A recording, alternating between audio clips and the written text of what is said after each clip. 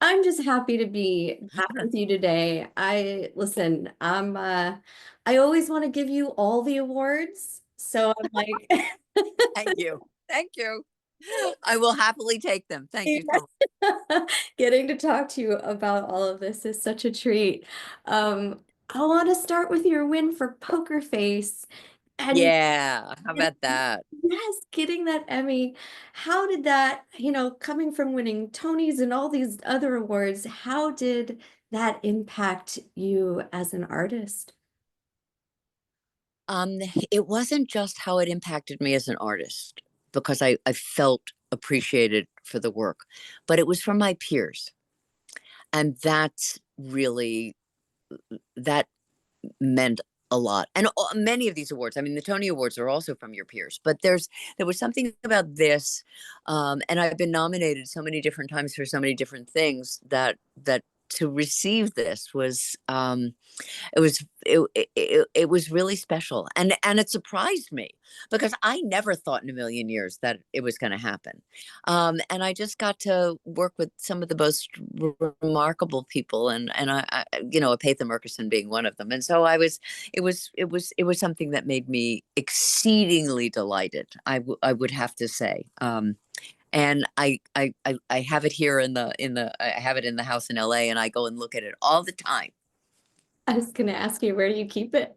Yeah, I keep it in LA. The Tonys are in New York. My husband and I live between New York and LA, and we have an apartment. So the Tonys are in New York, and the Emmys are here in Los Angeles. Love that. It's the best of all worlds. Right? Don't Yeah, you think? I know, right? absolutely. And now, my gosh, let's talk about before. What what a show. What was it that, I mean, apart from Billy Crystal, what was it that drew you to this project and Lynn? Not apart from Billy Crystal, because of Billy Crystal. Mm. And because of Sarah Thorpe and Joe Sessa and the team that was putting this together. It was what drew me to the story and to Billy. I mean, we met before and we talked about it. What drew me to it is that I've always been interested in reincarnation. I'm also interested in the things that we carry from our past. How far back does that past go? What do we carry with us that is our things that either define us or dampen our spirit, things that complicate our lives, things that we're not that we could be curious about investigating and we don't. And that was what this series was about to me. So bringing that kind of energy within the centuries old relationship with Lynn, and to be present, to be there. I mean, it was really in service of Billy's character. Um, and the level of proactivity had to be silent. It had to be quiet. It had to be a specter that carried over into his life and into his energy. And when you see it at the end, you begin to understand the dynamic and the intimacy and the love that these two people had for each other through the centuries. And that's what I loved. I just loved that about it, because I'm fascinated with reincarnation. I think there's really something there, and I don't know what it is, but I'm wildly curious about it. Oh, same. And the show, I mean, it really, I'm so glad that you did this, and I'm so glad to have seen you in this part and to have seen you working with Billy like this. I mean, you've been friends for such a long time. How do you feel like that friendship influenced your performance? It had everything to do with the performance. I always knew that I wanted to work with Billy, and I always knew that I would work with Billy. I just didn't know what it would be. So we carried that friendship and that knowledge of each other that was unspoken, with us into the characters. And so when you see that last moment, in the bathtub, in that scene in the bathroom, it's so loving and fragile and tender, and there's also something about it that there is the hope that something will go on. There's and Billy just brought it. I mean, he's stunning. I pray that he gets an Emmy for this, because you've never seen him like this. I mean, he's extraordinary. Just extraordinary. And I loved working with him, and the crew adored him. And he's so great because sometimes, I mean, the scenes were very, very heavy. And you see the scenes with him with Jacoby Jupe, the young boy who's remarkable. And there's Billy. And then sometimes when it really got too heavy, they would say cut, and Billy would make everybody laugh. It was a joy to do it. It was really, really a joy to do it. And we had to stop because we were in the middle of the writer's strike and the actor's strike. And so we had stopped, we were shooting, and then we had to stop shooting, and then we had to go back. And, there was this long period of time, this separation of time. But everybody was able to bring it right back again. Wow. Yeah. That's Great. incredible to look at it like that. Yeah. And the one thing, and I've watched interviews with you and Billy talking about the de-aging technology that they used in this, and the choice to not go with a different actor.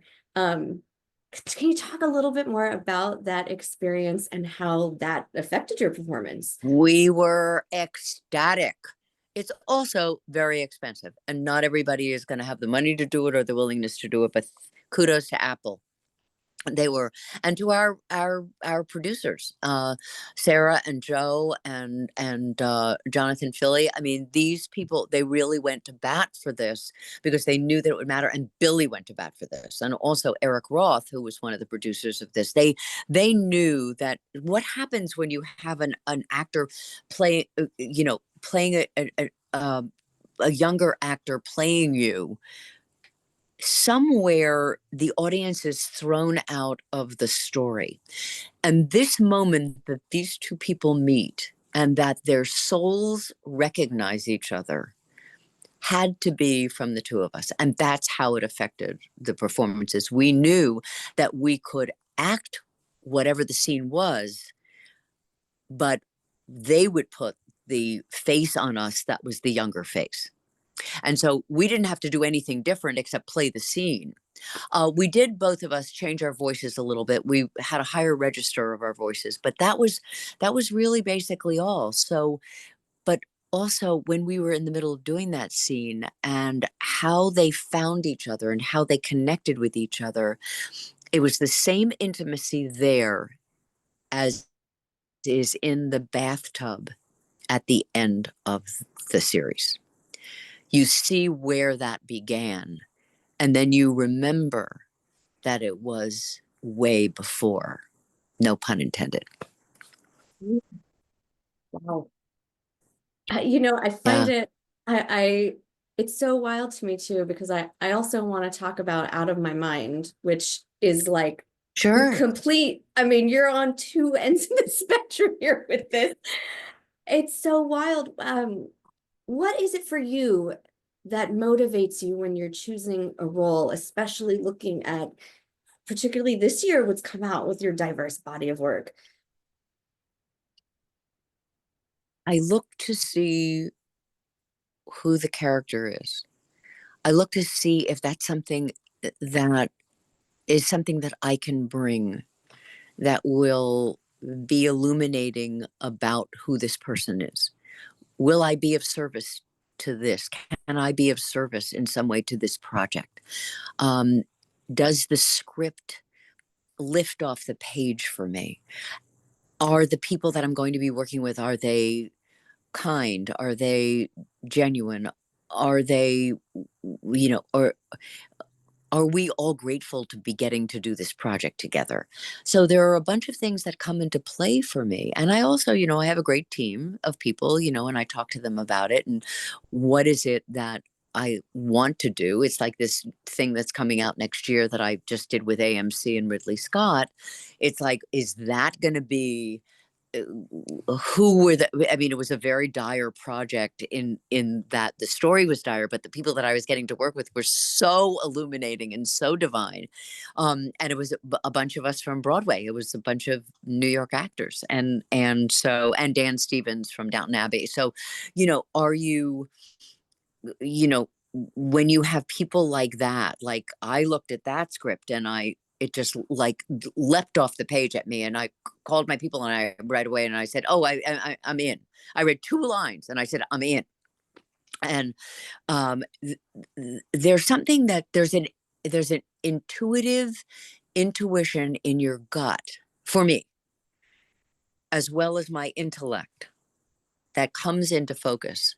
And when those things align, and I know that I can do well by this project, or I can be of service to the project, service to the story, then I say yes. And if those things don't align, then I say no. I mean, I just, and I pass on a bunch of stuff, and I'm grateful that a lot of things come to me, but I have to be very diligent about the way I choose, because it matters to me, because I want to be able to bring something. I'm in a service business, for God's sake. I mean, right? I mean, it's like you're in a service business too. It's like if I don't get to talk to you, nobody knows what I'm really doing or talking about. So we're both in a service business. So when you're in a service business, you have to make sure that you are actually being of service. Well, there's something beautiful about storytelling and the art of Yes. storytelling and Yes. being Yes. present. And it's so apparent in the roles that you choose and your work, that it is everything you end up doing, whether it's horror or thriller or drama or comedy. It comes out as just poignant and real and authentic, and we all Thank support you. Judith Light. We Thank all you. do. But what you just said is real. But thank you for that. But also what you said about storytelling. Everybody's a storyteller. You have a million stories in your life, and it's also like, mommy, daddy, tell me a story. We sat around the campfire and shared stories. There's that sort of tradition of, what does that mean? Of course, we've taken it up a notch with cameras and, or stage or whatever it is, but it's the storytelling.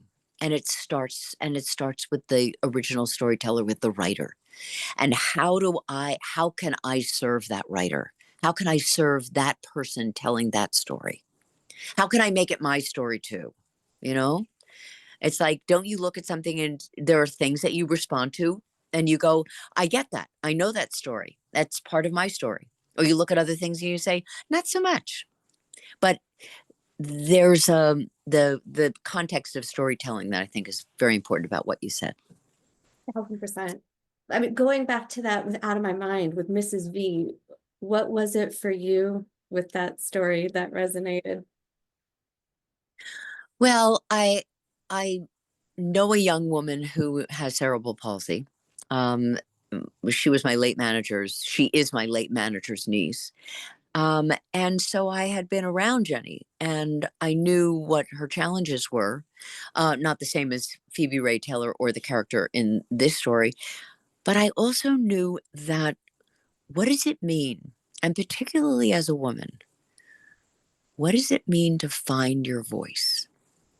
What does it mean to be able to speak your truth? What does it mean to be able to be authentically you?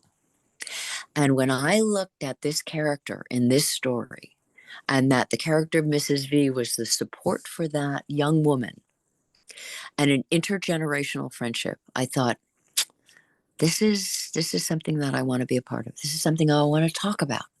I want to it's like the content for everybody is different. Some people have more severe challenges, physical challenges, more things they have to deal with. What does it mean? What is the context of what it means to find your authentic voice? And that's what this is about to me. And Phoebe is just astounding and stunning, and really never acted before, but put herself in this. I mean, talk about taking on a challenge. My God, going away from home, going to Toronto to shoot. I mean, what is it take, and what does it take from your family and all the people that support you? So anyway, there were a lot of things that I thought about that I really loved about it, and really wanted to be a part of it. You know, aside from Rosemary DeWitt and Luke Kirby and Phoebe Ray Taylor and Amber Seeley. I mean, there's a bunch of other things. You know, it's a lot. A lot. Okay, Yeah. I would love to know, kind of a fun question that I was thinking about. If you could, if one of your characters that you've played can offer another character that you've played any advice, which characters would they be, and what would you offer them? Oh, that's such an interesting question. You know, there's a part of every character that I've ever done that could give guidance to other characters. But I would have to say one of the couple different things. One of them is, um, and that often has to do with being your authentic self and telling your truth. And when I did Karen Wolak in One Life to Live, um, there's a particular scene of her on the witness stand telling who she really is and coming out about what she has done. And I would say that I don't know which character she would say this to, but she would say, probably to all of her characters, be your authentic self, tell your truth. It may be hard and challenging in the moment, but ultimately you find your freedom. And freedom is the most important thing that we can have in life.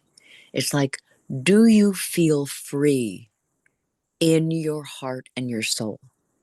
And are you a person who, like Mrs. V, helps a younger person find their voice? Are you a person who is kind? Are you generous? Are you thoughtful? Could you have an intergenerational friendship with someone? Um, all of the things that you have always longed and wished to be. I would say there's an aspect of that in almost every character that I've played, but I don't know what it would be or who they would say it to, but it's sort of like a general sort of moniker to give out to all the characters. It's like, find your voice. Be the person you were always meant to be. You know? Oh, I feel that with every ounce of me. Lastly, I just want to touch on the terror quickly, that what's coming up for you, and maybe Oh maybe God, a it's little taste of inside. I can't give you too much, but I can we'll talk again Yeah. when it comes out, which should be probably next year. It was so um scary and so terrifying and so fun. I mean, everybody on this team um was just remarkable. I mean, it was just one of those things that you have those times in your life and in your work where all the pieces begin to fit together. And when you have a writer like um, uh, a best-selling author writing a book called The Devil in Silver, Victor Laval, and you have a great showrunner in Chris Cantwell, and you have remarkable actors and great producers, just like uh, amazing. And everybody knew. I mean, Brooke Kennedy was one of our producers, and she knew that everybody had to feel supported going out to Staten Island and being there and playing people who had been put in this institution. And I think with what's going on in our country right now, you're going to see a resonance to this that will be very powerful.